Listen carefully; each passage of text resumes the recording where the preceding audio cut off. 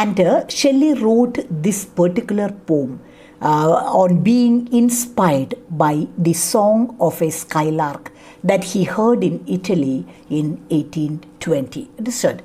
And so this is based on a real life incident. In Italy in 1820, while himself, Shelley, and his wife Mary Shelley, when they are going out for a walk, they happen to hear the melodious song of a skylark. And Shelley was so much fascinated by it, and that prompted him to write this poem, this ode to a skylark. Remember, for Shelley, skylark becomes a vehicle to convey his deep thoughts to humanity. And so a writer is a spokesman. See, he is a spokesman of the world. And so the skylark becomes a vehicle to express the thoughts of the poet Shelley to humanity for us. The bird becomes a messenger of the poet, and through it he speaks to the people. Understood? And so through the image of the skylark, our poet shares his innermost thoughts with the reading community. And now we will discuss the important points in the poem. Understood? And so now we will evaluate the thoughts contained in the poem. Understood? We are dealing with the thoughts. What this? I told you already that the skylark becomes a vehicle for the poet to convey his thoughts to the humanity. What the poet wants to talk to the readers, he conveys through the skylark. Understood? And so now we will see in a nutshell what is there in the poem. Understood? And so first of all, the important point is the skylark's flight and its song. That is the first point. That is, when the poem begins, Shelley says that skylark is not an ordinary bird, but it is a spirit which lives in the upper areas, in the upper regions of the sky, very close to heaven. Understood? And so skylark is not an ordinary bird. It has a great power of making unusually sweet music. And so skylark has the power of making very melodious music, and it usually it remains in the upper regions of the sky close to heaven. Understood? And so Shelley believes that a skylark is not an ordinary bird. And so here again I told you that this poem is based on a real life incident. When Shelley and Mary Shelley, his wife, when they were going for a walk, they happened to hear the sound of the skylark. But they couldn't see the bird, but they can hear the melodious music made by the skylark. And Shelley understood that the music comes from somewhere in the sky. And the skylark actually flies high and high, singing all the time. And in the poem, it is written that when it is rising high, it is singing. And when it is singing, it is going to great heights. And so skylark has the ability to remain at a great height. And so remember the definition of Wordsworth.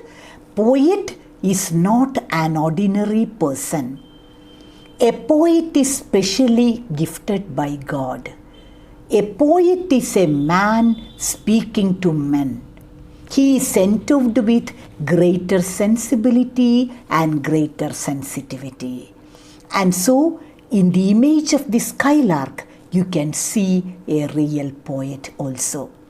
And so, the first point is that you are getting the picture of a skylark going high and high in the sky. and it is going to the upper regions, and it is very close to heaven. And so the onlooker cannot see the bird. Shelley also looked up. He couldn't see the skylark, but he can hear the sweet melodious music. And Shelley says that the whole sky is filled with the music of the skylark. Clear? And so that is the first point. Again, in the next stanzas, see in the first, second, third paragraph, in the stanzas, you will see the skylark going up singing. And again, in the following stanzas also, what is mentioned? The rich and the glorious music of the invisible skylark. Understood? What is the second point? The rich, first also, is about the song of the skylark, but again it mentions that skylark is a heavenly creature. It won't be remaining in the earth, but it is going up. And then the poet goes on explaining about the rich and the glorious music of the invisible skylark. Skylark is invisible, but it is making very, very beautiful music. And so, why the skylark is invisible? Invisible means you cannot see it with your naked eyes. Why? Because it has gone to a great height. And so, but we know, we cannot see the lark, but we know that the lark is there. How? The poet gives some beautiful comparisons and similes. He says that even during daylight, stars are there in the sky. We know that, but we cannot see the stars. And in the clear morning light, you cannot see the moon, but you know that moon is there in the sky. Similarly, you can hear the beautiful music of the skylark, but you won't see the bird. Clear? And then, see, just as the light of the moon fills the entire sky, the music of the lark fills the entire sky. Clear? And so, what is the second point? The rich and the glorious music of the invisible skylark. And then the poet explains why the skylark is invisible. Why we cannot see the skylark. When we hear the music of the skylark, you will look up to see the bird, but you cannot see because it is flying at a very great height. You cannot see it, but we know that it is there. And then what are the comparisons there? Even during daytime, the stars are there in the sky. You know that, we know that, but we cannot see them. And then, in the clear early morning light, in the daybreak, you can't see the moon, but we know that moon is there. Understood? And so, lark is invisible, but we can hear its melodious music. Just as the light of the moon fills the sky, the music of the lark fills the entire sky. And then again, the third point that you have to remember are a series of similes, beautiful comparisons that Shelley makes. And so, through a series of similes, Shelley suggests the sweetness of the music made by the skylark, the invisibility of the skylark, the great height at which the bird stays and sings. Understood? Why the important, beautiful similes you will see, comparisons you will see in the poem. And then when you go through these similes, what all are the points that you have to remember? 3 points you have to remember. Poet wishes to present 3 aspects. Point number 1, the sweetness of the music made by the skylark. And the second is the sweet music of the skylark.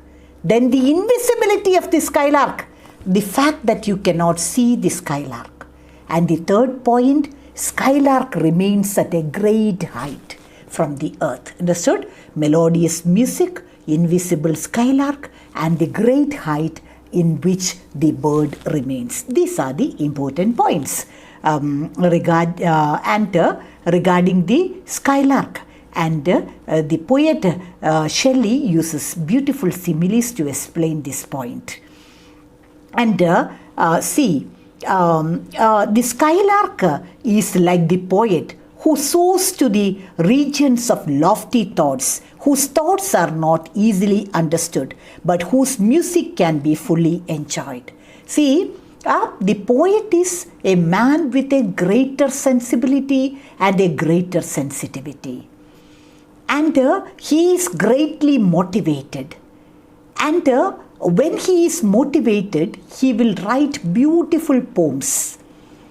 And sometimes the meaning of the thoughts you won't understand. But the music we will definitely enjoy. Is it clear? The poet has lofty thoughts, high thoughts. He is trying to convey it to the people. Sometimes we cannot understand.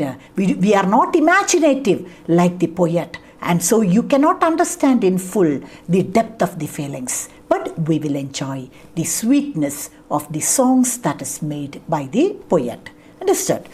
And then I told you about the three similes. One is, that is, the poet says that skylark is like a high-born maiden pouring forth her love into sweet songs which flow beyond her bow. The point is that a lady, a girl who belongs to an aristocratic family, a princess or a duchess, are sitting inside her room. She will be singing sweetly, melodiously. And if you are walking through the street, you can hear the music, but you won't see the maiden. Because the aristocratic ladies, they won't be coming out. They won't be always visible for the public. They will stay indoors, but they will sing melodiously. And the song will be heard by the passers-by. Understood? And so the song of the skylark is compared to the song of a maiden who sings melodiously sitting in her room. And the passers-by cannot see her, but they will enjoy the sweet music made by the maiden. This is the first simile. Very beautiful, important simile. And this ode is mainly noted for the beautiful similes made by the poet. And then the second simile. The song of the skylark is compared to the light of a glowworm. You know what is a glowworm? The tiny insect which glows out, which emits light. And so the glowworm, it will be moving through the midst of the leaves and the flowers and the bushes. And when you look for it, you won't see the glowworm, but you will see the light coming out. Isn't it? You know glowworm, minna meaning, okay? And so that is it. The glowworm, you will see, the second simile is that the music of the skylark is compared to the light of a glowworm. The glowworm is not visible to the people. It will be hiding itself behind the flowers and the leaves and the bushes. But the light will be emitting out.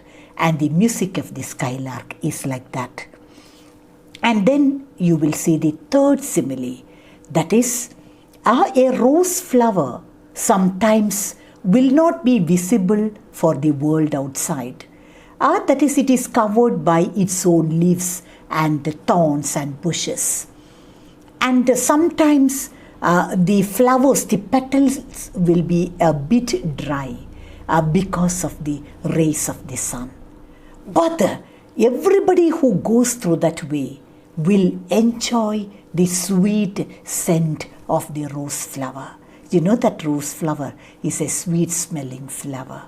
Understood? Even if sometimes you don't see the rose flower, but you will see the